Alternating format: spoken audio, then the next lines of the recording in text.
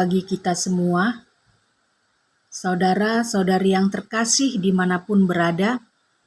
Apa kabarnya? Kiranya dalam keadaan sehat dan sukacita selalu. Firman Tuhan yang akan saya sampaikan adalah khotbah untuk Minggu Advent yang ketiga. Sebelum saya membacakan teksnya, terlebih dahulu kita bersatu di dalam doa. Damai sejahtera Allah yang melampaui segala akal, itulah kiranya yang menerangi hati dan pikiranmu untuk mendengarkan firman Tuhan dalam Kristus Yesus Juru Selamat dunia. Amin. Firman Tuhan pada Minggu Advent yang ketiga, 12 Desember 2021, tertulis dalam Zefanya pasal 3 ayat 14 sampai ayat yang ke-20. Di dalam nama Tuhan Yesus Kristus demikianlah pembacaan firman Tuhan. Bersorak-soraklah hai putri Sion, bertempik soraklah hai Israel. Bersukacitalah dan beria-rialah dengan segenap hati, hai putri Yerusalem. Tuhan telah menyingkirkan hukuman yang jatuh atasmu, telah menebas binasa musuhmu. Raja Israel, yakni Tuhan, ada di antaramu. Engkau tidak akan takut kepada malapetaka lagi. Pada hari itu akan dikatakan kepada Yerusalem, janganlah takut. Hai Sion, janganlah tanganmu menjadi lemah lesu. Tuhan Allahmu ada di antaramu, sebagai pahlawan yang memberi kemenangan. Ia bergirang karena engkau dengan sukacita. Ia membaharui engkau dalam kasih-Nya.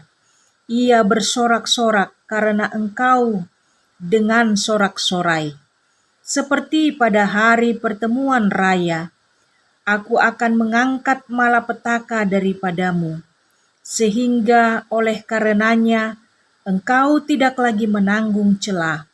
Sesungguhnya pada waktu itu aku akan bertindak terhadap segala penindasmu, tetapi aku akan menyelamatkan yang pincang, mengumpulkan yang terpencar, dan akan membuat mereka yang mendapat malu menjadi kepujian dan kenamaan di seluruh bumi. Pada waktu itu, aku akan membawa kamu pulang, yakni pada waktu aku mengumpulkan kamu, sebab aku mau membuat kamu menjadi kenamaan dan kepujian di antara segala bangsa di bumi, dengan memulihkan keadaanmu di depan mata mereka. Firman Tuhan. Demikianlah pembacaan firman Tuhan. Saudara-saudari yang terkasih, adapun yang menjadi topik dari khotbah ini adalah bersukacitalah, Tuhan ada di antara kita. Tidak terasa kita memasuki Minggu Advent yang ketiga. Tentu saja umat beriman sudah mempersiapkan diri, baik jasmani dan rohani, untuk menyambut kelahiran Yesus Kristus, Sang Juru Selamat. Kita diajak menyambut dengan bersukacita. Mother Teresa, biarawati Katolik asal Roma, yang mengabdikan hidupnya di India, pernah berkata, cara terbaik untuk menunjukkan rasa syukur saya kepada Tuhan adalah menerima segalanya, bahkan masalah saya, dengan sukacita.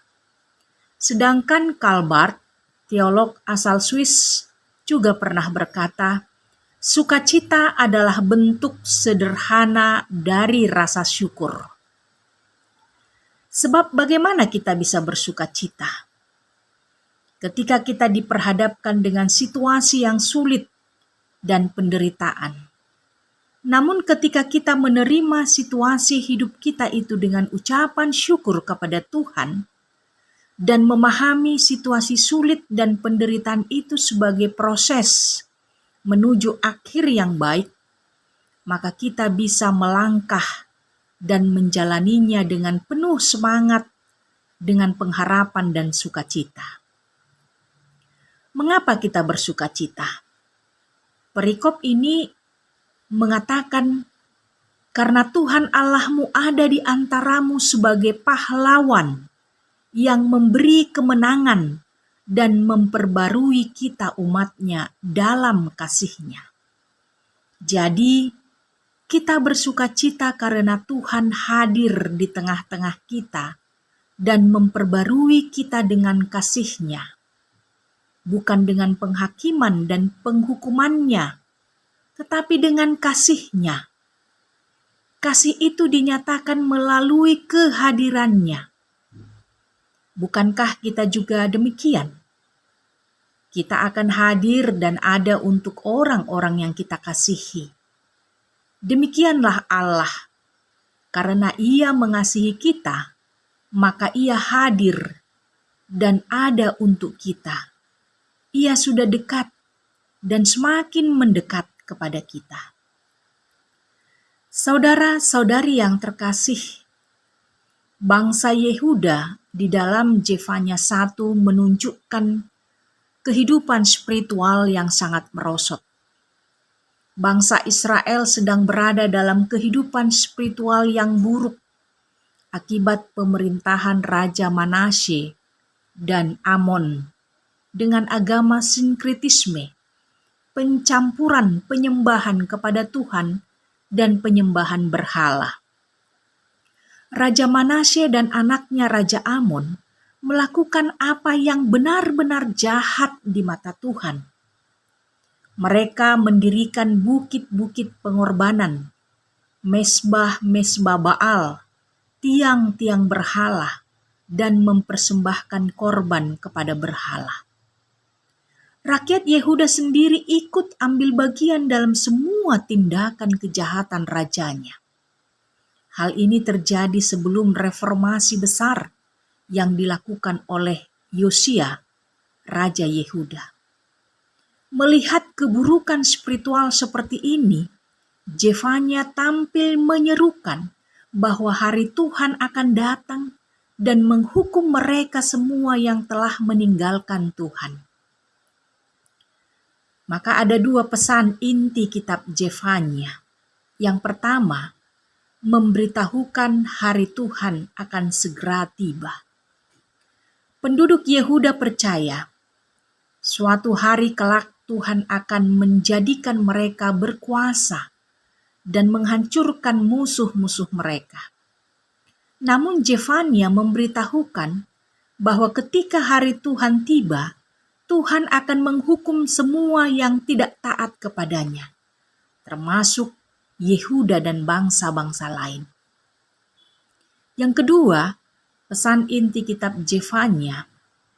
Zefanya mau memberitahu bahwa Tuhan juga ingin membentuk umat baru yang akan hidup benar dan bersukacita dalam perayaan keagamaan mereka.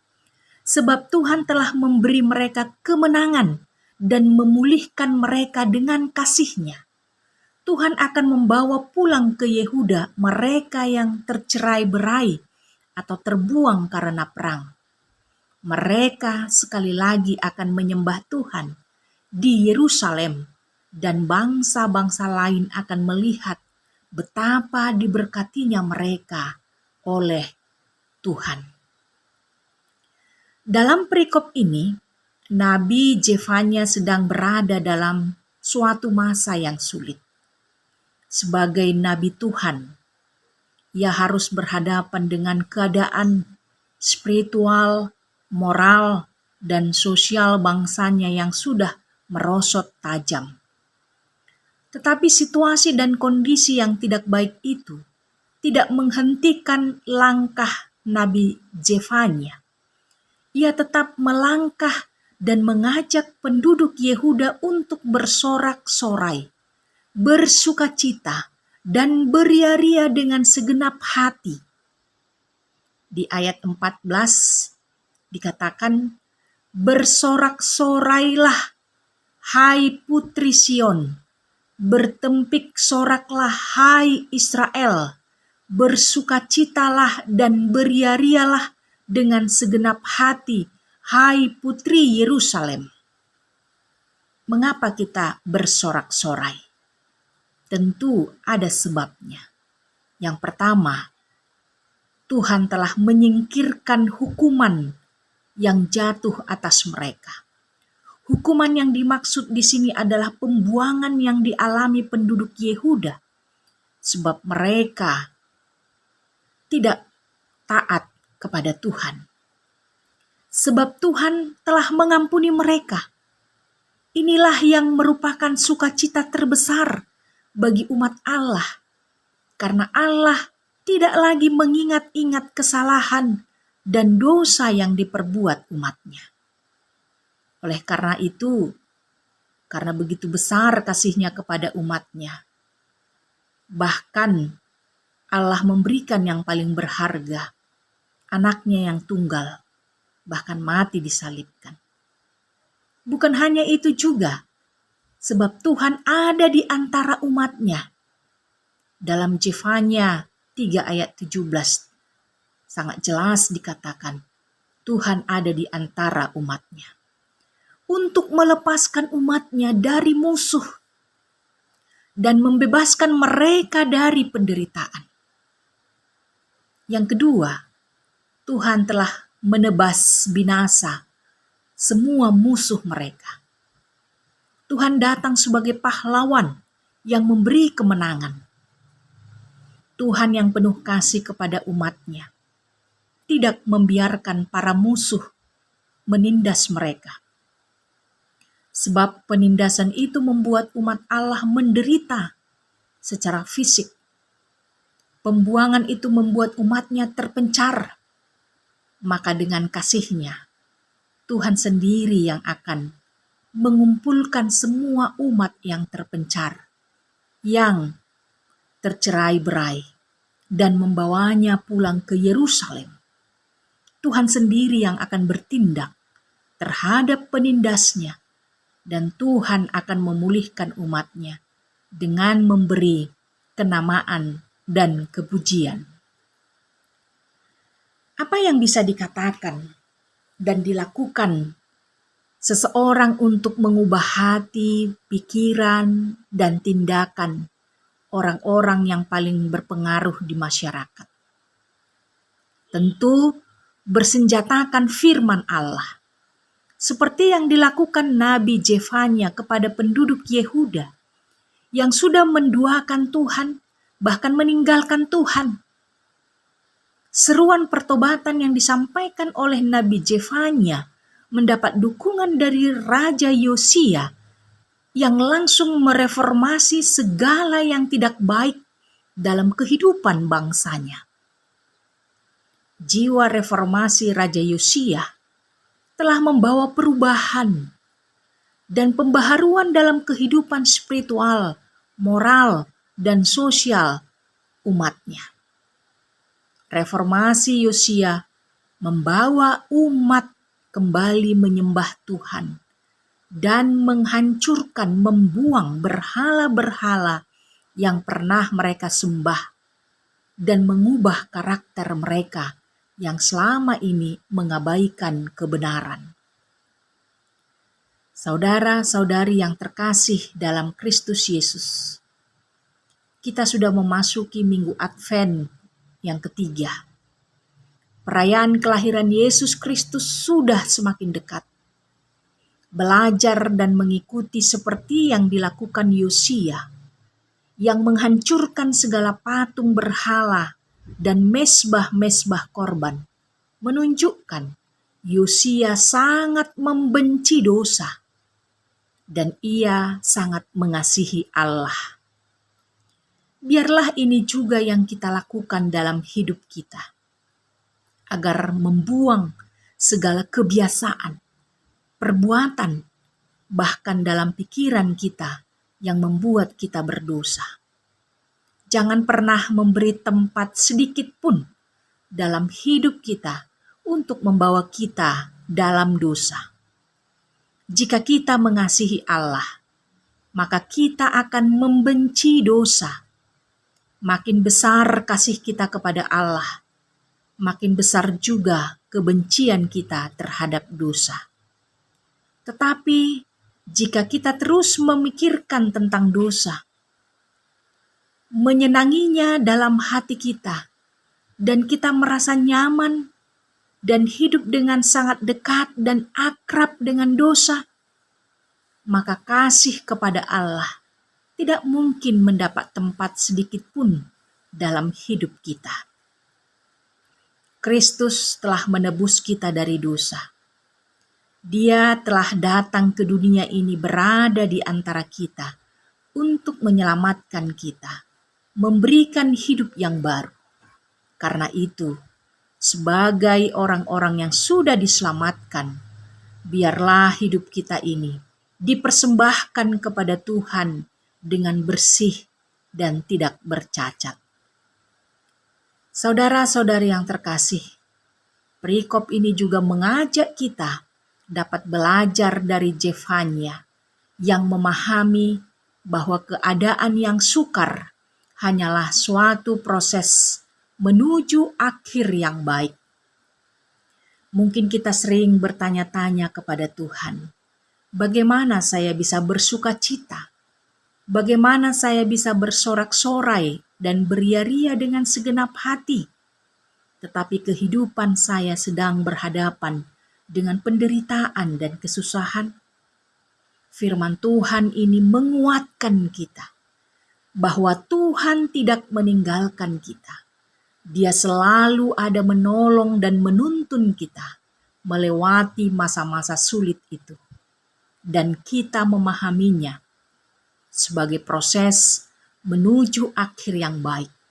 Dengan demikian, di dalam situasi dan kondisi yang sulit, kita masih tetap memiliki pengharapan dan sukacita untuk terus melangkah maju untuk menyambut Tuhan Yesus yang lahir dalam hati keluarga kita, dalam kehidupan kita berbangsa dan bernegara.